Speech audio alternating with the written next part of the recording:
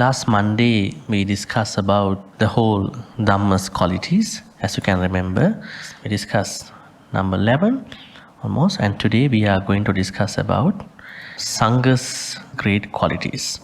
How many qualities, great qualities are there with regard to the Sangha? Sangha members? 9, right? There are 9 great qualities of the Sangha members. And you know that how these Sangha's great qualities are coming into this Dhajjha Sutta. It is because the Buddha is teaching monks and nuns and others that if you encounter any fear, stress, or any such thing in your life, at that point you can reflect upon the Buddha's great qualities. If by reflecting upon remembering upon the Buddha's 9 great qualities, after that, if fear and all that thing still going to persist, then you can remember about the Dhamma's great qualities. And now sometimes, if even by remembering about the Dhamma's great qualities, the 6 Dhamma's great qualities, still there may be some fear, some negativities can prevail. At that point, the Buddha said, you can resort to the last category. That means Sangha members. But how to put it into the normal language, normal understanding, rather than understanding as a traditional set of qualities. How to understand the Sangha members. This is the thing. The basic, simple topic for that could be how to understand Sangha members. How to introduce Sangha members. Because you normally understand Sangha members from the monk in the Vihara. Right? That is your first point of view. If the Sangha member has different XYZ qualities, you think that is the nature of a Sangha member. So this could be a problem. That is number 1. Second is that if you are going to think Sangha members only from these 9 great qualities, you might always get disappointed. Right? Because you don't see them that much to the extent that we are talking here. So we have to be very careful here. Because it is not just talking about it, it is also how to digest these great qualities, because you see them, and how to understand, how to feel these great qualities with regard to them. Not that perhaps your first impression about a Sangha member, or a kind of a very perfectionist view about Sangha members. So these two are sort of 2 things where people may get stuck. So be careful. Have a very healthy perspective of these great qualities and the actual Sangha members. You are not dealing with the high-minded Sangha members as we see here. So you have to look for a fine balance between those 2 ends. Let me ask you, how have you perceived a Sangha member in your life, especially in this Buddhist community, or perhaps in your relationship, in your connection to a Vihara? I think most of you go to many Viharas, aren't you? And Buddhist centers. Maybe the temple nearby your house, maybe other places where you have been going. So what was the first impression about a Sangha member? Let me ask you. We will start our discussion from that point. Otherwise, there's no point of just getting into these qualities without knowing who they are. You understand that they are representing Buddha and Dhamma.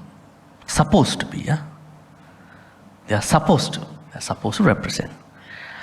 But the Sangha community has evolved, like you. Right? Lay community has evolved. Their ways of thinking, their ways of life, their marriages, their relationships, raising children, working life, housing, medicine, things have evolved. And Sangha members must have evolved too, otherwise they can't do anything to you. Because they are working, they have to deal with you. You are not dealing with the forest Sangha. They are not coming to your event, right? Are they coming? Forest Sangha members don't come to your activities. Normally, urban Sangha members come to your events, your funeral, your blessing, your dana. They are closely working with you. When they are working with you, there are some problems that can arise because they have to keep up with their practice too. If you go to the forest, they are not dealing with the people that much unless you go and give a dana and come back. So that means the urban Sangha members and then the forest Sangha members, we understand them a little bit differently in terms of the outreach. Right? So the forest Sangha members, they only want to think about their, their spiritual life. That is the main focus. The urban Sangha members, they not only have to think about their spiritual life, but also have to think about you.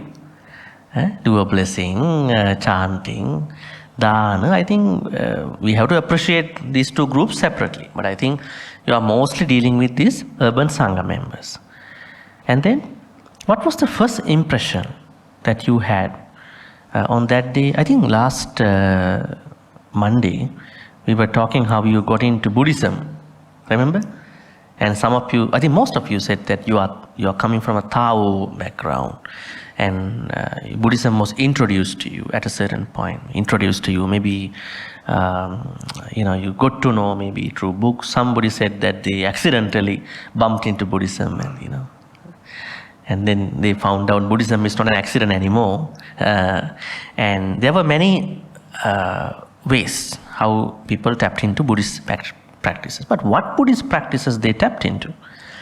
Sometimes cultural Buddhism, sometimes a kind of a book Buddhism, sometimes a kind of a very meditation-based Buddhism, sometimes a kind of a very ritualistic Buddhism, right? Sometimes a cult, right? There are Buddhist cults as well, right, in the world, right? The cults can revolve around from a small activity and up until respecting the war heroes in some Buddhist sects have evolved. So, your impression may have been that you see that they are representing Buddha and Dhamma. How many categories of monks are there now in Buddhism? There are many categories at the moment. What are the main categories? Theravada Sangha community. And then Mahayana Sangha community. And then Vajrayana Sangha community. And then Sangha communities who have different sects. If you go to Indonesia, Buddhayana community. You see sometimes a Theravada Mahayana mix in that temple. Indonesian Sangha is pretty particular about, and they are really monitoring their Sangha membership. And you see if you go to some other countries, they have their own sects. Sri Lanka, they have Sangha from Thailand, they call Syama Sangha members. And they have two other sects, Ramanya and Amarpura. They say they come from Burma, right? Now the Sri Lankan Sangha fellowship come from foreign countries. It's not Sri Lanka itself. Because come from Thailand, come from Burma, come from Burma.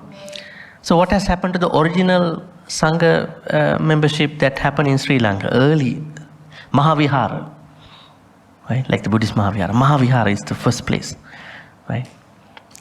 That was the place Arhan Mahinda and other monks, Arhan monks established, right? What happened to that? You know, in the 17th century in Sri Lanka, 17, during the time of the first, I think almost maybe third colonizers' time, the British time, what happened? It is said the Sangha members have devolved at that point. They have not evolved. So at that point, there were no monks like wearing the full robe 24 hours. They were kind of hybrid monks. So they wear the robe part-time. And then they also maintain a family. Interesting, huh? We call these monks as Ganinansi. I'm talking about 17th century, yeah? 17th century. Sri Lanka. Now this Sangha membership is very unbroken here from, what do you call? Arahan Mahinda's time up until 17th century, Sri Lanka. And we know these Sangha members were pretty much in Kandy. Okay? They were a group of monks. But they were called Ganinansi. Yeah? Ganinansi.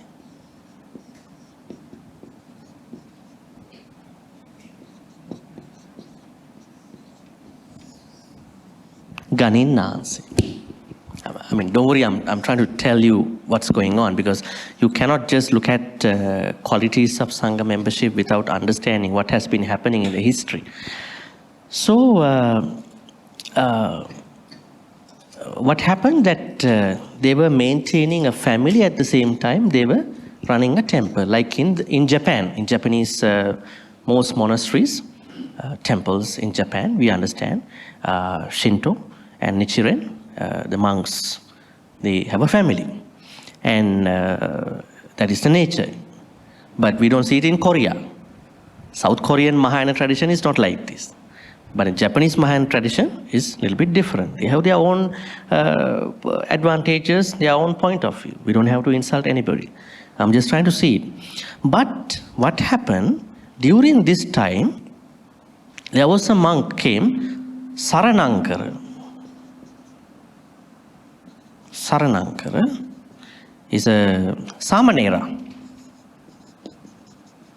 Samanera Saranankara. So he wanted to learn some Pali. So he found out that there is no Pali teacher, but there's only one man. His name is Leuke.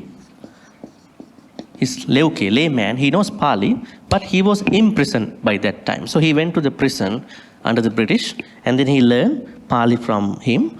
And then he, anyways, approached the king in Sri Lanka at that time, in the Kandyan era, said, we want true Buddhism. Now Buddhism exists only in Siamese kingdom in Thailand. So at that time, he requested. But even this was requested, there was a long time because of the ships and crews. At that time, the maritime was done by the VOC company, Dutch company, the maritime affairs. So the king requested this VOC company to bring monks from Thailand to Sri Lanka. So what they did, they supplied brides from South India, Madras, Chennai, and monks from Thailand. Interesting. So they brought monks from, later on they brought monks from Thailand, and the king wanted different type of women, so they brought Tamil women from Sri Lanka. They became the queen after. That's why in Sri Lankan temples you see the sort of Devalaya, the Deva shrines, because the king's queen wanted to go to temple. When the king goes to the Buddhist temple, so the king asked, so she set up a Hindu deities shrines inside the Sri Lankan. You go to any Sri Lankan temple, you see still they have this Devalaya, what you call kind of a kovil. So what happened, this VOC company, the Dutch company, they brought Thai monks to Sri Lanka at a certain point through Ayutthaya, Batam, and then Sri Lanka, Trincomalee, and then they brought monks. And then what happened, with the support of those monks, Monk Upali from Thailand, Samanera Saranankara was higher ordained, and they started the present Buddhist Sangha membership. We call it Siam Nikaya. That's how they started. Now there is a gap, right? 17th century gap, almost 100 years gap, 100 to 120 years gap. So when people are questioning about, you don't have an unbroken lineage, they say, it's okay, don't worry. When the last Upasampada monk stayed in Sri Lanka until 17th century, they brought it to Sukhothai kingdom in Thailand. So when the monk Upali brought Buddhism from Thailand to Sri Lanka, that Sukhothai Buddhism came into Sri Lanka. So they say our Buddhism is unbroken. The Sri Lankan Sangha members, they say our Buddhism is unbroken. I mean, the scholarly monks. So this is how Sangha membership has been evolving. So it's not, to us, it's broken at a certain point. That's why you see in different countries, Thailand, they have their own Sangha membership, Burma, they have their own. Sri Lanka is a mix of these two countries. So, and then there are differences in the Sangha membership, a lot of differences, how they run the temples, and what are they presenting sometimes, right? So with all these changes, differences, what is, we still want to understand these precious interpretations about Sangha members. So we will take a look. The first quality, now here, noche dhammang anusareyat. If by remembering of the Dhamma's great qualities, 6 great qualities, still you are not getting any, I would say, support. Because it's not because of the Dhamma's great qualities inability to support you. It's your personal, your personal ability to become affected, to become supported also matters. Sometimes Dhamma is okay. It is our personal problem, right? Sometimes everything is okay, but it's our bad thinking. Huh? It's our bad thinking. Maybe the way how we look at it. So anyways, depending on different people, sometimes even by reflecting upon the 6 great qualities of the Dhamma, still you feel a bit scared, feared and all that. Then Sanghang Anusareyata, you need to think about the Sangha members. How? This very famous Pali statement. Supatipanno Bhagavatu Sava. I think maybe you can read with me. Noche dhammang anusareyat ata sanghang anusareyat supatipanno bhagavatu savaka sanghu ujupatipanno bhagavatu savaka sanghu nyaya patipanno bhagavatu savaka sanghu samiti patipanno bhagavatu savaka sanghu yadidang chattari purisa yugani Atta Purisa Puggala, Esa Bhagavatu Savaka Sanghu, Ahuneyo, Pahuneyo, Dakhineyo, Anjali Karaniyo, Anuttarang Punyaketang Lokasati, Sangang Hivu Bhikkave, Anusaratang, Yang Bhavisati Bhayangva, Chambitatangva, Lo Mahansova, So Pahisati. That means when you are able to properly remember and then understand the Sangha's 9 great qualities, you should be good in terms of your problems, right? Okay, so we are going to learn about the Sangha's first 4 great qualities. The first great quality of the Sangha members is Supatipanno. Let's separate out this Pali word. How to separate out? Huh? Su. Pati. Panno. Su. Pati. Panno. What does Supati Panno means? Well, practicing well. Pati means towards. Panno means in the activity of practicing. Su means well. Su means well. What are the other words you know about Su? Pali Su? Su? Any Pali word? Sukhi hotu. Sukhi hotu. Not dukhi hotu. Huh? That's the opposite. Dukhi means opposite. We don't say that to anybody. And other words, sutta. That word is a is a noun, so you cannot separate out that Pali word. You have to find a longer word. Huh? What's that? Yeah, suju is one word. That's probably a very short word. A little bit longer one. Sumeda. Is Sumeda here? There's a Sumeda actually. This word we can separate out very nicely. How to separate out? Su.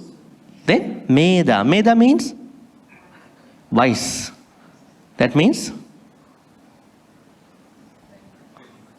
very wise. Sometimes a little complicating when you're very wise. Because we don't separate out wisdom. Wisdom is wisdom. Right? Not little wise, medium wise, high wise, or very wise. So, Su means better version of that. Another Pali word with Su. Sugatu. Sugatu. Then Gato we know. Gato means gone. Then well gone. Right? So Su means good. So here, Su means well. Pati. Well, Pati means towards. So we have to then understand the implied meaning here. Implied meaning is well practice. You can see over here, Sangha are supposed to practice well. How to practice well? What do Sangha members practice? What are they practicing? What's the purpose of practicing Vinaya rule at the beginning? They are supposed to practice Dhamma. They are supposed to practice Dhamma. Then they are supposed to follow Vinaya as well. Vinaya is there to support the Dhamma. Otherwise, Vinaya is not important. Vinaya is there to support the practice of Dhamma. Why Sila is there for you? What is Sila for? You see that there are more Sila people than the people who practice Dhamma. Have you seen that? There are more Sila people than the people who practice Dhamma with Sila. Why is it? They have get stuck. They have ended up in the Sila practice. So Dhamma is the most important. When you practice Dhamma very well, you are already good. You are already a good person. But there are people who don't practice Dhamma very well. They need some training, Vinaya side, some Sila side, right? That's why the Buddha didn't want to implement Vinaya for how many years? 30 years of his time. 30 years or 20 years? 20 years. For 20 years of his life, from 35 to 55, he did not say any Vinaya thing. Why? The monks, nuns are already good. So why do you want to say any rules? If your family members are good, why you want to make house rules? Then you make house rules for other people who come to the house. Don't wear your shoes and come into my house. You make it, because they might not know your house rules. What if that your family members, your friends, your others, they're already good people? Do you have to tell them, you must do this, you should do this? And it's a little embarrassing to tell people to do things. They feel a little bit embarrassed, and it's not nice. So Buddha didn't say any Vinaya thing for. He became the Buddha when he was 35 up until 55. No Vinaya. The Vinaya came in when he was 55 until 80. How many years? Another 25 years. Why? What was the reason why Buddha had to create Vinaya? What are the reasons? There were different people who were trying to become monks. By this time, there were many educated people became Sangha members. When they are too educated, they were trying to compare with the uneducated Sangha members. Right? Not everybody is educated, right? Within the Sangha community. They were trying to, I'm better than you, I know better than you. So this was a problem. And when some Sangha members stayed longer, what you call seniority, Then they look down upon the junior Sangha members. I've been here for 15, 20 years, but you guys are new here, and you don't know anything. And we know a lot of things. So there were certain hierarchical problems came in. This was one of the reasons. Another reasons? Well-readness. When the Buddha Sasana was having some time, then there were a lot of monks who read a lot of Dhamma things, so they came up with their own interpretations. So they were sometimes clashing each other, here and there. So then Buddha understood now it's the perfect time to say a couple of training stuff. Actually, Vinaya is not a rule. I think I want to say that. Perhaps I'm going to erase some part of it. The Pali word Vinaya means, Naya means, what does Naya mean? Naya means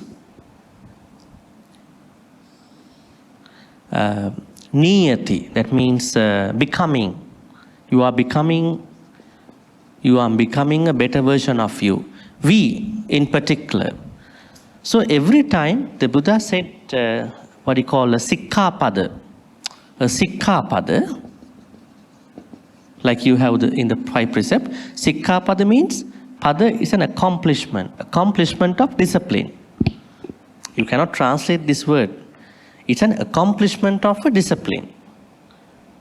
Because those people who didn't even listen to their mothers and fathers, will they listen to other Sangha members? Most of the Sangha members, they didn't even listen to their mother and father. That's why they became monks. Right? Aren't they? They said, no, you can't become a monk.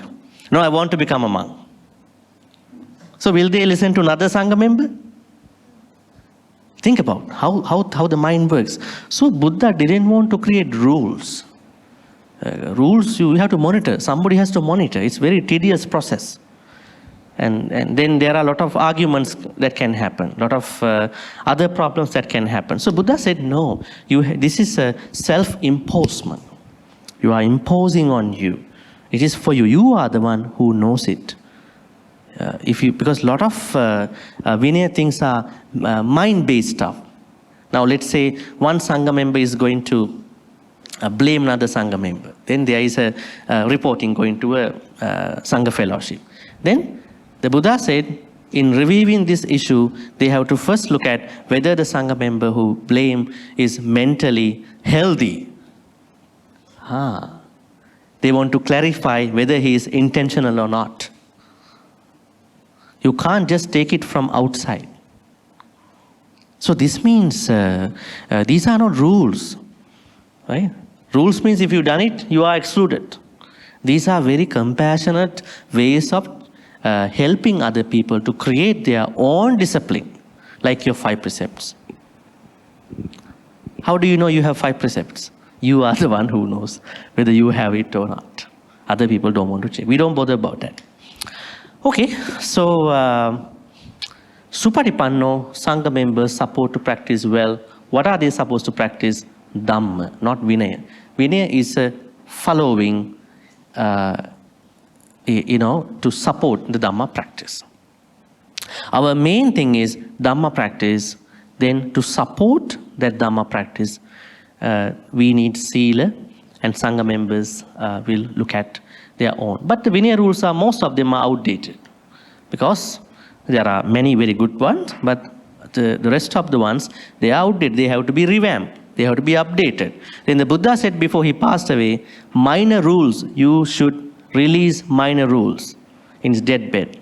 Then what happened? In the first convocation, Arahant Maha Kashyapa and other monks, they were asking, what are the minor rules among the 500 Arahants? Some Arahants said minor rules are these rules, what they call these particular area. Others disagreed, other Arahants. Some other Arahants said, no, that is not the area. These are the areas that are minor rules. Finally, what happened? Arahants went into a big argument, So Christian. They said, no, we just live as they are. They could not release. But the Buddha said, you must release, because when the conditions change, you got to change them. Because we don't have those Indian Sangha at this time. Then what happened? the same now. So what I'm trying to say is that there are things that we have to look at very compassionately. So the practice is Dhamma practice. But what is the practice of Sangha members? Noble Eightfold Path, like your path, same path. The Sangha members follows the Buddha's teaching sincerely and practices the Dhamma correctly. They have to practice sincerely and then correctly. This is a very big statement. Now let me ask you, I think perhaps, are there newcomers today? There is one. I don't know how it sounds to you, but anyways, you can catch up with these things. Perhaps I'm going to ask you, who is a Sangha member? I think that's a good question, right? The Pali word Sangha means community. Sangha means community. So this community, I think I explained to you, there are 4 types of Sangha members. Can you remember those 4 types?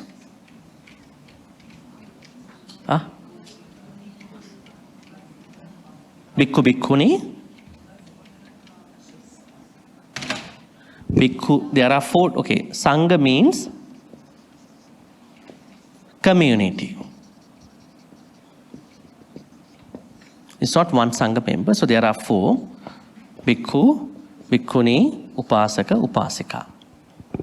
So they are the ones who are practicing. So their practice, when they are supposed to practice well, it means they are supposed to practice sincerely. This is interesting. What is the practice of sincerity? How to practice Dhamma sincerely? What do you think? Forget about the Sangha members. What do you think? Are you supposed to practice your Dhamma thing sincerely? Your 5 precepts, basically. Not killing, not stealing, not sexually misbehaving, not lying, not taking intoxicants. How does it sound to you? Have you been able to practice sincerely these 5? Or you practice just the way how other people notice you?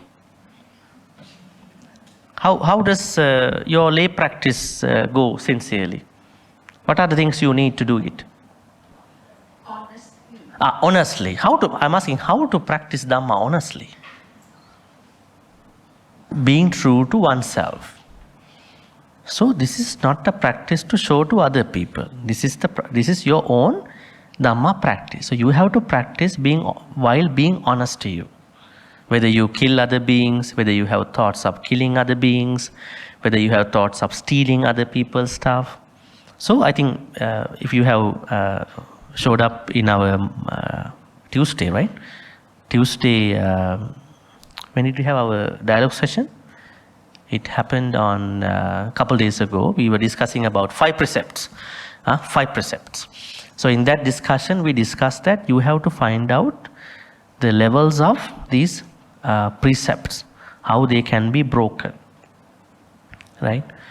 And even stealing, not stealing. It is not just someone goes to somewhere and then steals something. It is also taking other people's stuff, consciously, unconsciously, right? So you are going to be very honest in your practice. If you cannot be honest, you are not becoming able to practice Dhamma. So then Sangha members, they are supposed to practice very sincerely. That is very important. But when someone is practicing sincerely, there is a problem. They might go into a certain kind of perfectionism. This is a problem. This is an extreme end of the practice. I think you may also sometimes go to that kind of level, perfectionism. How to understand a perfectionist Buddhist?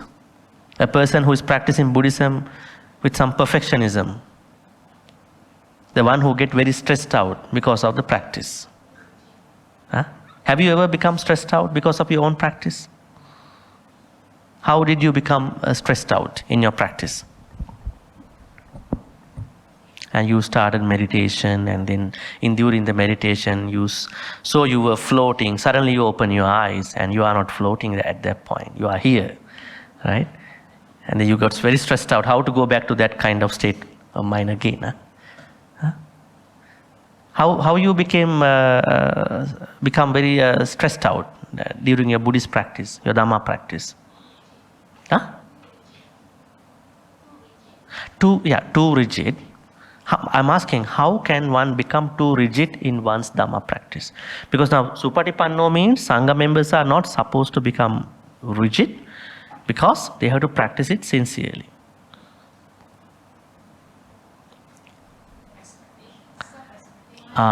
Expectations is one thing, and then everybody practices Dhamma in their own way. So we cannot impose a certain common rule to everybody, right? That is something that we all have to understand. Sangha members have to understand that properly. It's like a class. In a class, different students learn differently. I mean, their attention, their way of understanding. So they have to give some extra space to understand that kind of difference in the practice. What are the other ways people can become very stressed out in their practice? Tell me. What are the areas? Meditation is one area. Then another area? Huh? Holding on to views. So this can become what kind of views are they? Yeah. So sometimes they take the words very literally, right? Now say for instance, when you are going to practice Dhamma, like let's take a very simple example, Panatipata Veramani, as you said, then you have to deal with certain issues in your household time to time. Sometimes there can be pests, sometimes there can be cobwebs. And what to do with these cobwebs? What to do with the mosquitoes, right? And you don't know the gray area of practicing Panatipata. You always think, I cannot do anything. And at the same time, you become very paranoid too, but there are a lot of animals coming to my house. This is a problem, but I cannot do anything. I think I'm stuck between, I'm kind of sandwiched between two things. And then because I'm a Buddhist, I cannot kill. And because I want to be healthy, I have to do something for them. Right? Now this is a gray area. So how to practice Buddhism at that point?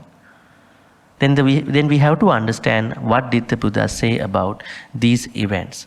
Buddha said we have to find out what could be a better way to handle certain situation. We have to keep our houses clean and tidy all the time. This is something we can do, right? Perhaps we can sometimes take other steps to avoid certain future attacks, right? So that means cleaning is one important thing. And the other thing is that, and there are some other people who are becoming very cautious about all these things. Finally, they are killing all these animals, right? So you have to prepare for anything and do certain things before things are going to happen, right? Otherwise, becoming very stressed out and paranoid, panic in terms of anything will make you very stressed out in the practice. So there are a lot of things like that. So sincerity is very important when it comes to the practice. So Sangha members are supposed to practice with sincerity. At the same time, correctly. What is this correctly? What does it mean?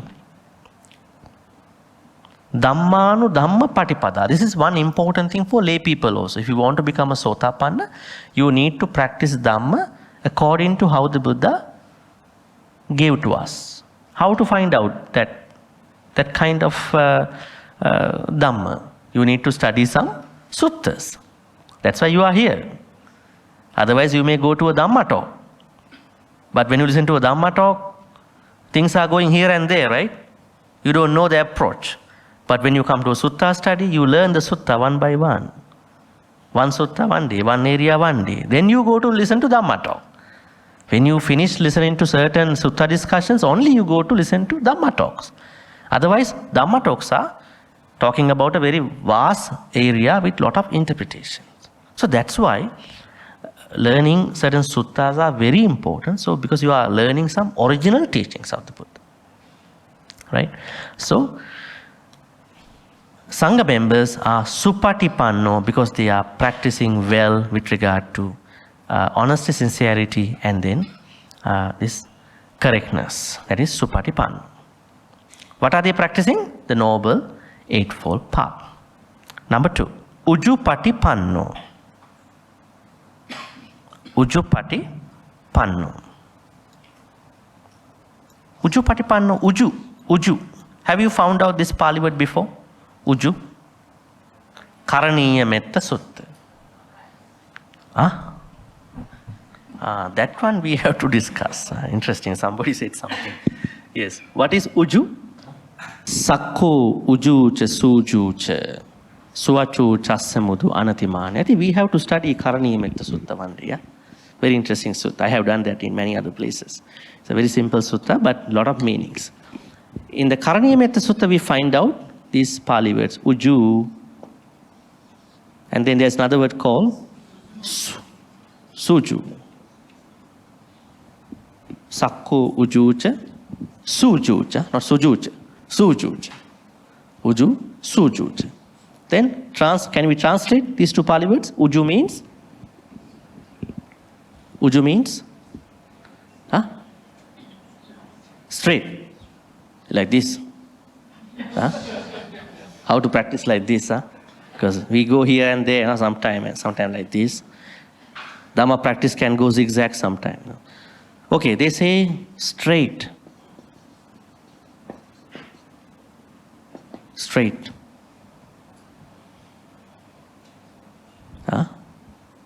Then suju? More straight. Maybe like a very straight line like this. How to practice Dhamma like this, on a straight line? So this translation is very poor. Okay? Because what has happened here? They have translated in the literal sense. Pali, you cannot always translate in the literal sense. It's like Kukkutarama. I always mention this, Kukkutarama. What is this? This is from Attaka Nagara Sutta, Majjhima Nikaya. Then it is said, Venerable Ananda went to this temple. But the translation said, Venerable Ananda went to the chicken feet monastery. Let's go find it out. Because it's interesting. Attaka Nagara Sutta. He went to the chicken monastery. Has he? You see here. He went to the chicken monastery. That means there must have a lot of chicken, roosters, chicken. And then we'll see another translation. Don't look at the person. That's not nice, right? We don't look at translator's name. This Kukkutas Park. Much better, little better. Kukkutas Park. Chicken park. See? It now turned from chicken monastery to chicken park. And then this is very Cox Monastery. What is this? Cox Monastery. This translation was done by a professor at Cambridge University, I.B. Horner. She passed away a long time ago. See, this is the problem, So what is this? Kukkutarama is not any of these. Kukkutarama means that the monastery donated by Kukkuta. So do you translate personal names? You cannot. So that's why the problem arising. Though there are 100 translations over here, but the problem is the issue by understanding the proper translation. So in the same way, this is a literal translation. Uju mean, what is uju? The integrity of your body and speech. This is a contextual translation. Integrity of your body and speech. That means whatever the actions you are doing, whatever the speeches you are doing, they are in union. You talk, you do. You do, you talk. There's no conflict. Some people talk, but they do something else. Huh? Some people do something, but that is not what they talk. So there's no integrity. Uju means integrity. Integrity. Buddha had this. Buddha had this quality. We call it, Buddha has a quality like this. Yathavadi, Yathavadi, Tathakari. This is the Buddha's quality. Just the way Buddha talks something, that is how Buddha acts on that. It's a great quality. So Uju means integrity of your body and speech. Then Suju, more straight. Then if Uju is integrity of your body and speech, then this will be integrity of your thoughts. Thoughts. So, going back. Uju Patipanno. Here again, straight. But we understand what is this Uju. The Sangha members practice the Dhamma with integrity, following a direct and honest path to liberation without deviation. In our Dhamma path, we all sometimes can get deviated. What are the reasons how we can get deviated in the Dhamma path? Wrong Dhamma advices by other people. This is the main thing. How do we know a wrong advice? Especially meditation practice. This is a very interesting place for many people to get deviated. They don't know where to find out the true Buddhist meditation. Where to find out the true Buddhist meditation? We have to find out true Buddhist meditation under the Samma Sati. Samma Sati. Samma Sati means Satipatthanas. Huh? We are going to practice one of the Satipatthanas. But there are a bunch of meditation practices that are going in today's world. So now you have to understand how to practice your meditation. And we know this is a part of the Noble Eightfold Path. And we cannot practice Samma Sati without earlier Noble Path factors, Samma Ditti, Samma Sankappa. It is a gradual practice. So then, integrity means this integrity. At the same time, how to limit other deviations. Meditation is one place. Then, what could be other deviations in your Dhamma practice? Not being able to get a personal advice for your Dhamma journey. That can also be a problem, right? Right?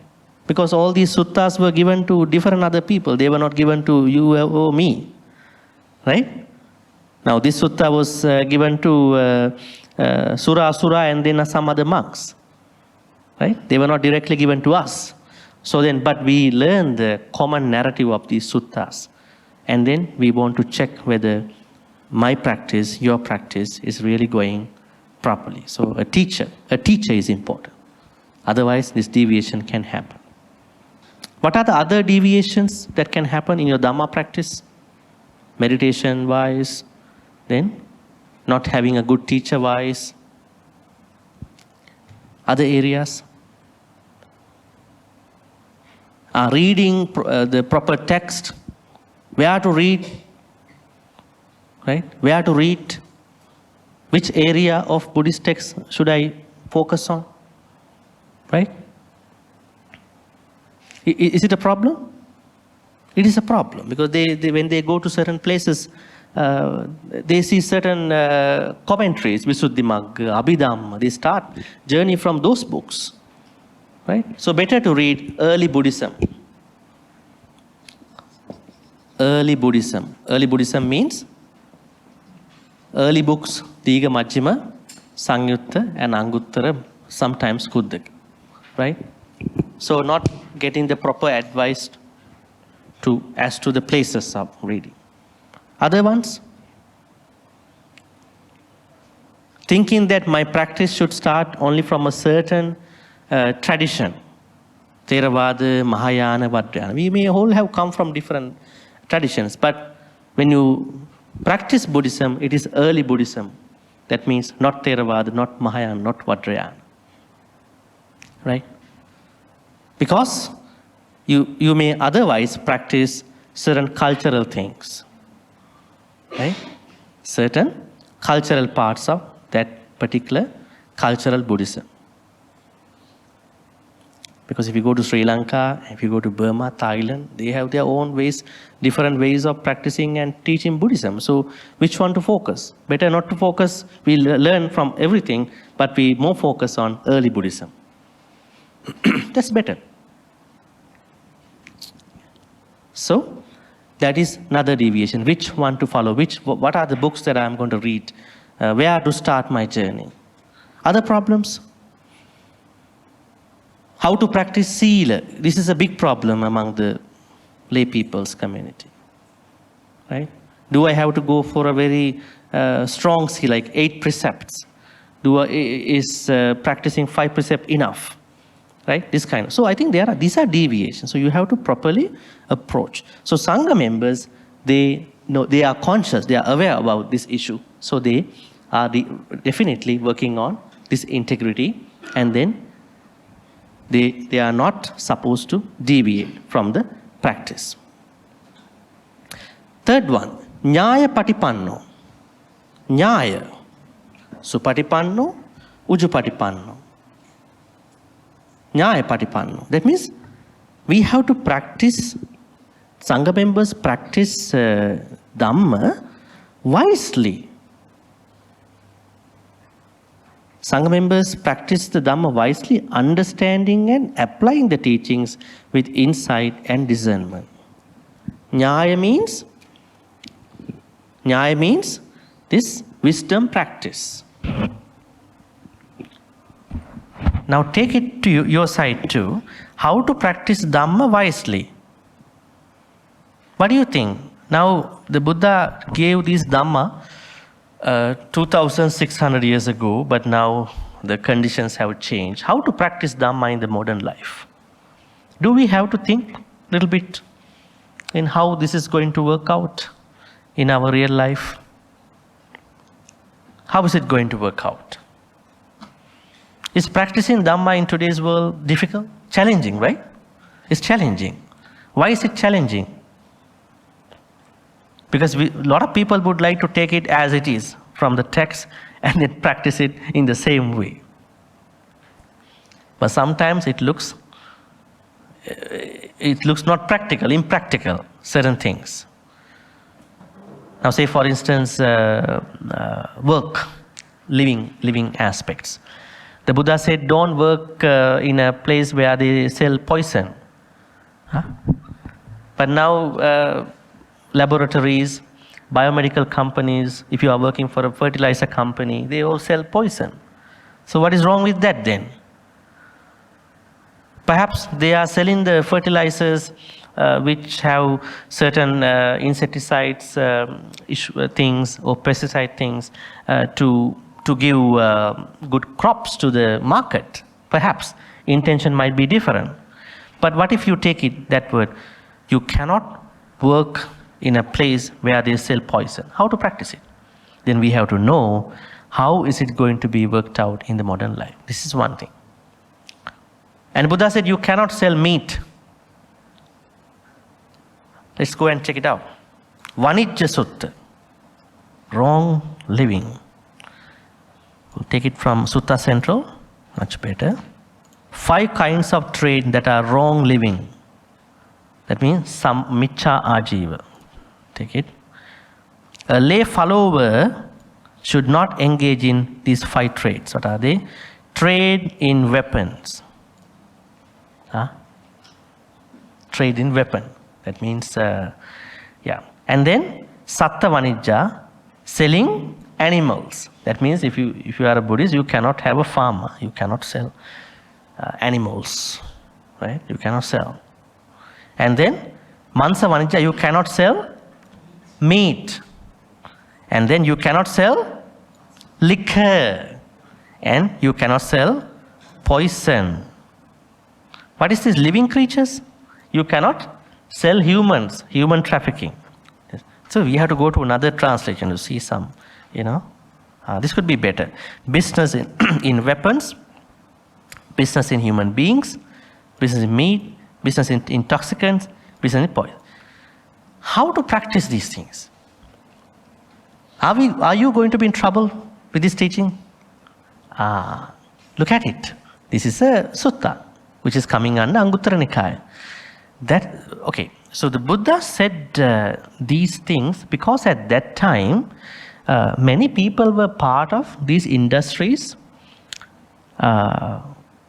in massive ways. At that time, most of these businesses could have been, left. People who were in those industries, they could have left, they could have joined certain other businesses. But today's world, we know these are part of normal businesses, right? But there are certain things you have to definitely, say for instance, business in human beings. That means human trafficking, we can avoid. What about someone who is running a restaurant? What about someone who is running a shop? Right? So that's why I'm telling you, we have to practice Buddhism wisely. Not saying that these are wrong. They have certain points. But we have to look at the relevance to today's world. Otherwise, if you take it as black and white, no, I cannot, then you may not be able to even live in this present world. Okay, so that is something to think about. So we have to practice Dhamma wisely, not unwisely. So we have to understand how is the practice going to work. Okay, Nyaya means that practical aspect. We could also say practicing Dhamma practically. Okay. Last one today. Samichi Patipanno. Samichi Patipanno. Samichi means, this is very interesting compared to the previous tree. Practicing Dhamma properly. And there is an English word here, propriety. What is this propriety? What does propriety mean here? Propriety means applicability to the time, applicability to the moment, to the particular activity. The Sangha members supposed to practice Dhamma in a way that is appropriate, embodying the teachings with propriety, respect, and discipline. Propriety is interesting here because that means we have to practice it according to the situation. Right? According to the situation. Now, say for instance, a Sangha member who is living in a very cold country, right? So he or she may have to use inner clothing, a thermal wear, right? Maybe a boot, right? Because that person has to understand where he or she is, right? So with these changing dynamics, they have to understand how to do their Dhamma practice. And someone who is looking at it from a very basic, very orthodox understanding will get offended by looking at that. Why a Sangha member is wearing inner clothes, thermal clothes? So they have to follow this propriety thing, right? Sometimes when they are living in those countries, the way how they have to greet people is not saying like this. People don't appreciate that. You have to shake hands with everybody, right? That is their culture. Maybe later on, Sangha member has to advise, this is not our way. But initially they have to keep up with the culture, right? So the propriety is very important. But when it comes to an Asian country, it's different. So Samichi means that proper practice. Proper means how to apply the teaching, how to apply the practice to different cultures and different other situations. So this is what we understand by Samichi Patipanno. Okay, let's go back again. Supatipanno, well practiced. Uju Patipanno. Uju means what you call this integrity practice, practicing with integrity. Nyaya Patipanno, practicing wisely. Samichi Patipanno, practicing properly means with some propriety, understanding the causes and conditions of that particular place. All right, if you have any questions, you may ask. Otherwise, we can carry on after this point. Any questions about today's points. Bhante, I would like to clarify on this word Sangha, which means communities and consists of 4 groups of people. So when we chant Tisarana, salutations to Sangha, does it mean that it consists of these 4 groups of people who are practicing, or what does, or is different meaning? No, Thank you. These 4 communities. When you say, I think you are asking Sanghang Saranang Gacchami, right? Yeah. You are wondering, are those sanghas same? Monk or nun only? No. You are practicing bhikkhu, bhikkhuni, upasaka, upasika, sangha. Not only bhikkhu, bhikkhuni. Bhikkhu, bhikkhuni, you understand they are sangha, but upasaka, sangha, not upasakas. Upasaka, all you are upasakas are males here.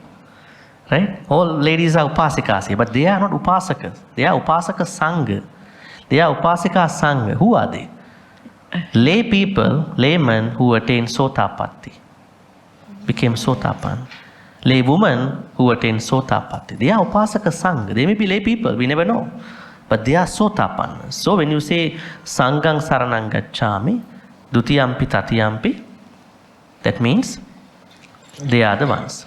Thank you. Yes. I actually am curious about that word that you wrote about the quality of the Buddha when we were talking about integrity. Yes, that one. Yeah. I mean, I can't see. If somebody can help me erasing this part, I would write it a little bigger. Yeah, yathavadi tathakari. Yes, so you're saying that is equality of the Buddha? So I'm just wondering. It's a quality. Yeah. But it's not under the 9 great qualities. There are other qualities. Yeah, there are many other qualities. Right.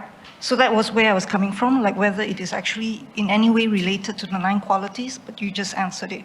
This is not a part of the 9, but it is mentioned elsewhere. All right, okay. Yeah.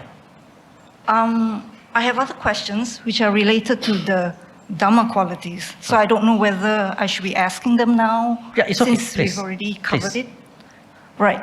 So I'm just curious about the translation for akaliko, because I have seen that sometimes it's referred to as timeless, and sometimes it's referred to as immediate, which is in some other translation. Are they the same? Now you said akaliko, one translation is universal. Yeah, sorry. Yeah, that was the other term. Rather than timeless, universal. Yes, because I think that is taken from the literal translation. Literally, kala, no kala. Kala means time. That means it is universal.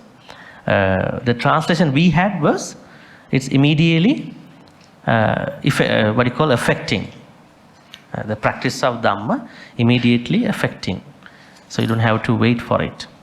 Right. And how does that kind of differentiate from Sanditiko? Because when I look at the notes, it also talk about how you're able to see the effects almost immediately. Perhaps we can go to the text again. Yeah, so I think that was the confusion, sure. because it seemed very similar. Okay, Sanditiko. Yeah, beneficial effects become evident. Yes, Sanditiko, to be seen in this life. Akaliko, that means the beneficial effects of practicing Dhamma immediate and not delayed. Yeah. Yeah. So they seem kind of similar to me. Okay, well, we take a look at it. Its beneficial effects become evident here and now. And we actually basically said that Sanditiko means that we have to study and practice sincerely, Sanditiko. And then thereby, their effects become evident here and now. We said that Dhamma has to be thoroughly studied and sincerely practiced. That is Sanditiko. As a result of that, it will become Akaliko. Ah, okay. Yeah. So the effects being immediate is actually the next part, which is akaliko. Yeah. So connecting to the next part. Oh, okay. All right. Just to create the connection. So the Sanditiko part is more about practicing sincerely. Thoroughly wide studying at the same time, sincere practice. Right. And the next part, which is beneficial effects. Akaliko, is Akaliko means that there are people who are waiting for the result of the practice. So we cannot say that it is for the next life. That means it is for this life. And then it will become the universal truth. Right. So multiple things are connected to this translation. Yeah. Because I've also heard about Sanditiko being evident, right? Like, so the evident part is the beneficial effects being evident, and therefore a literal translation of Sanditiko, Ditti means seen. You have to see the Dhamma by yourself. How to see the Dhamma by yourself? You have to practice it widely and practice it sincerely. Okay. To see it, and then it will become evident. Right. That is the connection to the next one. Okay. And then when you practice like that, the results will become evident without a time period. Okay. Because when a lot of people practice Dhamma for the next life, right? But the results will become evident in this life, and then you don't need to worry about the next life. This is again related to something that you mentioned in the last class. So it's sort of like, like following up on what was mentioned in the last class, where we talked about the human rebirth is a rare occurrence. Right, that particular sutta. Human rebirth is not a rare occurrence. Human rebirth is for people who are reborn in the hell, human rebirth is a rare occurrence. That is what I said. Yeah. I said normally what you hear elsewhere is that they are interpreting human rebirth is rare. For whom? They don't explain that part. Human rebirth is rare for those who are in the hell, not for the humans now. Yes. Yeah. So I'm coming back to that point, and simply because I was searching the sutta on that, and that particular sutta didn't quite kind of give me that clarity that human rebirth being a rare occurrence is when someone is in a woeful state. I didn't quite get that from that sutta itself. It should have Balapandita Sutta. I could tell you many different things about the animal realm. Okay? Apaya, hell. So much so that it is not easy to completely describe the suffering in the animal realm. Monks, suppose a person were to throw a yoke with a single hole into the ocean.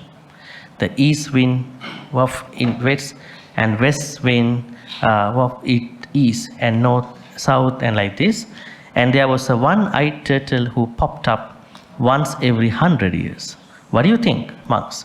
Would that one-eyed turtle still poke its neck through the hole in that yoke? No, sir. Only after a very long time, if ever. That one-eyed turtle would poke its neck through the hole in that yoke sooner than a fool who has fallen to the underworld would be reborn as a human being. That's the point here, right?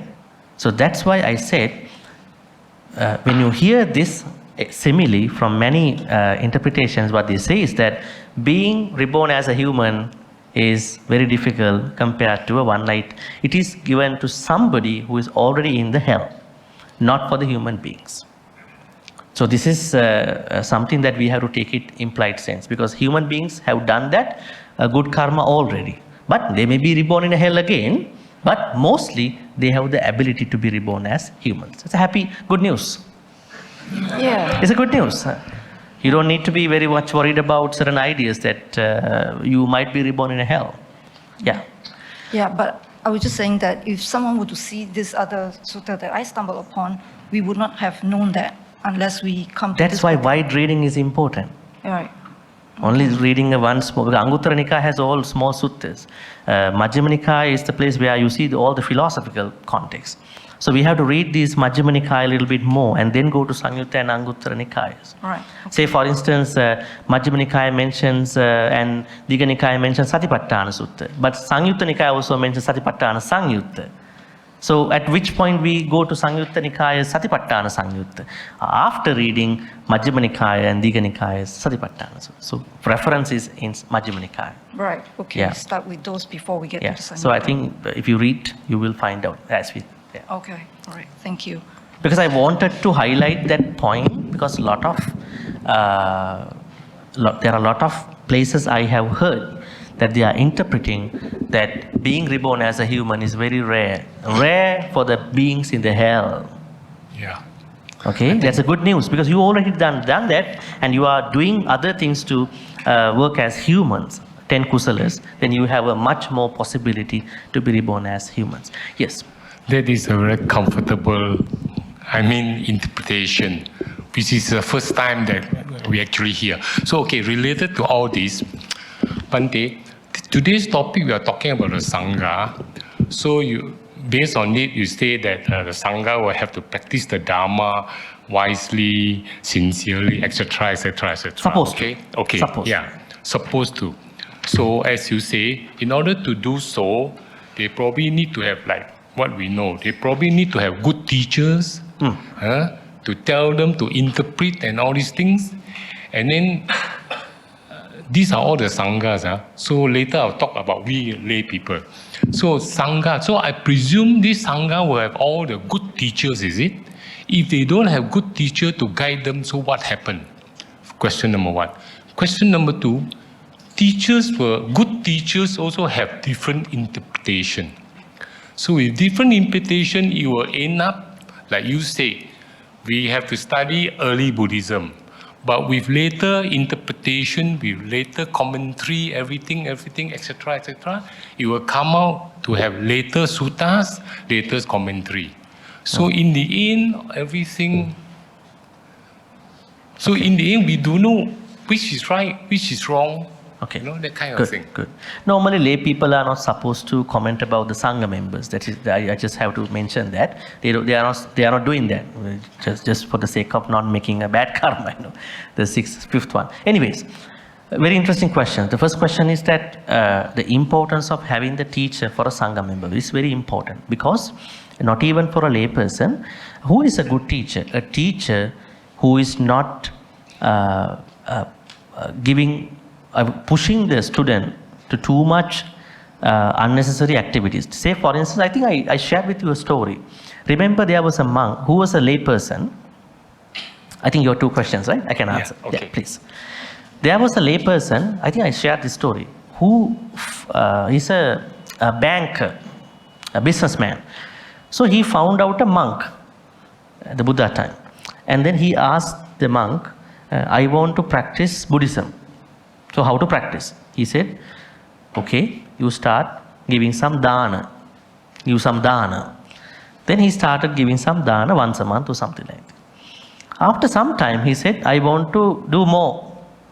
I want to become more Buddhist. And then he said, okay, then you can, increase the intensification of your practice. Maybe you can give dana every week or something like this. And 4 times a month. He even asked more. He said, you do dana couple of days a week. Finally, monk said, you do dana every day because you are asking me.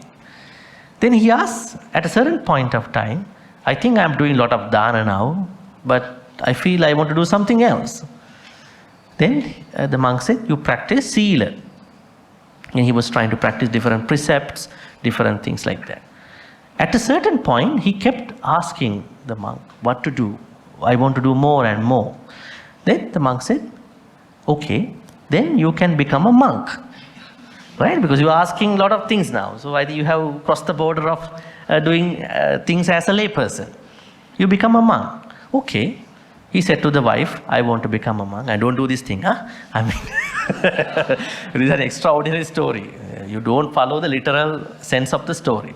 I want to become a monk. Okay, go for it. And then he became a monk. He got a teacher and a mentor. Every monk has a teacher and a mentor. Like normally when they become Samanera and Upasampada as well. Teacher is the one who is closely monitoring, advising him. Upajjaya we call it. Mentor is someone who, periodically gives an advice. Perhaps maybe teacher, the student's teacher might be screened out by him also. So what happened? This businessman now is a monk. His teacher was a Vinaya teacher. He's well versed in Vinaya. He knows all the Vinaya books at that time. Actually, there was no Vinaya book at that time. The Vinaya books were started after Buddha passed away. He knows Vinaya. And teacher, the mentor, is an Abhidhamma expert. Right? Both are very, very different areas of the canon. So then he was stuck in the practice. So whenever he wants to go see the teacher, he talks a lot of Vinaya to him. And when he goes to see the Upajjhaya, Acharya means teacher, Upajjhaya means mentor, he talks about very, very deep Dhamma things. You know, there is no body, only 8 things are there. You can also minimize 8 things. There are no things out there, only 4 elements. Solidity, water, earth, water, heat, and all that. And there is nobody, only this is what is happening. And he got confused. And he was more confused not with the Upajjhaya, but with the teacher. So teacher was always asking, you cannot do this, you cannot do this, only you can do this. He thought, now I can't even stretch out my arm. What a problem that I came in. So he thought, I became very restricted in this thought process. I want to do more Buddhist thing. Finally, I became stuck in something. So I better go back as a lay person. So then he told the teacher, I am going to go back because I cannot do. You are talking a lot of things that are restrictive. And then teacher couldn't say anything. So other monks found out he is going to disrobe now. So they told the Buddha. Then Buddha asked him to come. And then the Buddha asked the problem, and he said the story. Then he said, okay, you don't have to practice Vinaya, you don't have to learn Abhidhamma. Can you do one thing? What is that? Can you take care of your mind, your thoughts? Is it possible for you? He said, yes, I'll take care of them. Leave about Vinaya and Abhidhamma. Then he took care of his thoughts. He looked at them with reflection and what is happening. He became an Arahant. He became an Arahant. If Vinaya was not there for 20 years, then all the monks became Arahant at that time. What does it mean? Good people don't need Vinaya. Only bad people need Vinaya. All the Vinaya things happened because somebody made a mistake at that time. Then there is a thing. But for the 20 years from Buddha's life, 35 to 55, no Vinaya. Buddha said, my Vinaya is only one stanza. Sabba papasa karana, kusalasa upasampada, sachitta pariyodapana. This is Vinaya. He said, not doing anything akusala, doing all the kusala, purifying your thoughts, that is the Vinaya. What do you think? Asking you one by one, sir, you can't do this, you can't do this. Rather saying, don't do anything bad, do all the good thing, purify you. What is a very beneficial, very comfortable advice for you? I think that's Sabba Papasa Karana. It is such a very nice advice. Right? Other things you have to plan by yourself. But if there is somebody says, oh, you can't do this, you cannot go there, you feel like you are very controlled in your spiritual life. So, teacher is important to understand us. So, luckily he got Buddha. If he had the Vinaya teacher, Abhidhamma teacher, he already ran away to the house. This is what is happening nowadays. When some people go to certain places, they feel bombarded with all this information. And they think, is this Buddhism? Sometimes they don't see the Buddhism in the books in some places. Right? Because of the cultures and other things. So teacher is important. A good teacher, very kind, compassionate, understanding teacher who understands you and then teach you the Dhamma or the practice. Not understanding a lot of Dhamma books and telling you everything to do. That's not going to work because you are different. And the teacher has to pick up certain important, relevant Dhamma thing to you, to your own practice. So teacher is important. And you ask the second question as different interpretations of different teachers. I would go back to the chicken feet again. The Cox Monastery. Yeah. Now, this is a good place to understand the problem. Whatever you phrase is exactly there.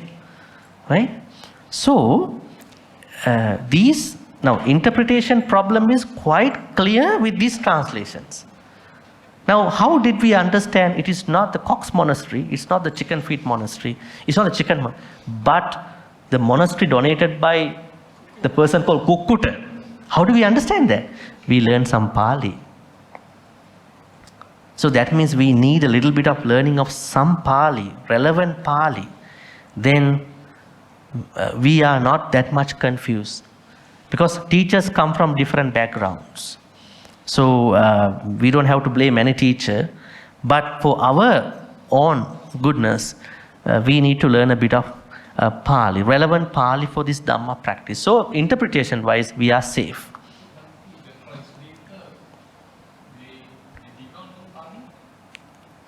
We are not going to question about these translators' Pali, but see what has happened over there. Well, we are not questioning about any translator's Pali ability here, but something has gone wrong here. Somewhere. Something has gone wrong somewhere, right? I think one is a very scholarly person. She was the professor at Cambridge University for Pali. She translated I.B. Horner. And the other one is a monk. And also 2 monks. So the problem is, probably when they translated, they were rushing the translation because many suttas. Right? I think one day, somebody should translate these suttas in this way. Not like this. Make it a mathematical set. Because a lot of suttas are repeating everything. A lot of repetitions. So then people go to a sutta, okay, this is what it is said in the sutta. Very clear, simple message. Yeah, then you can see the parallel text. So I think to be on the safe side with the teacher's interpretations, because people interpret in their own language, not in the Pali. If they read, if they have a good Pali understanding, because not many monks studied Pali as a scholarly practice. This is the other problem. They have to learn Pali as a scholar and as a practitioner, not as a respectful practice. A lot of them learn Pali from other translations. We have to learn Pali from Pali. That is quite a big thing. If you find that kind of a monk, very good.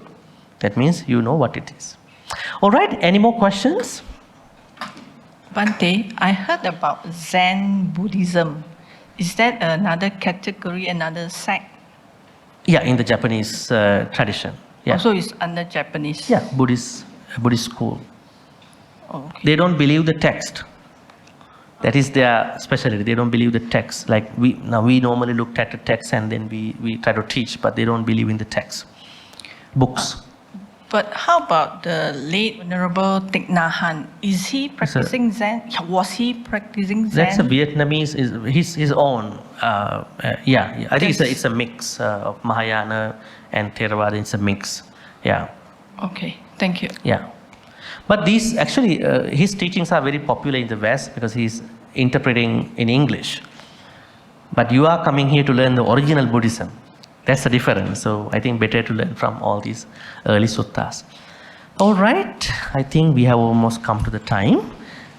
So we are not insulting anybody, translators, but something has gone wrong somewhere. So that thing has to be studied. I think it's good to be on the safer side. But they may have done other translations very well. So we have to appreciate that. But in that particular place, it has gone wrong, right? So in Pali, we don't translate the proper names. This, what do you call? These individual personal names. The personal names we don't translate. Sadhu, sadhu. Wishing you a good night, safe journey. Going back home. Thank you.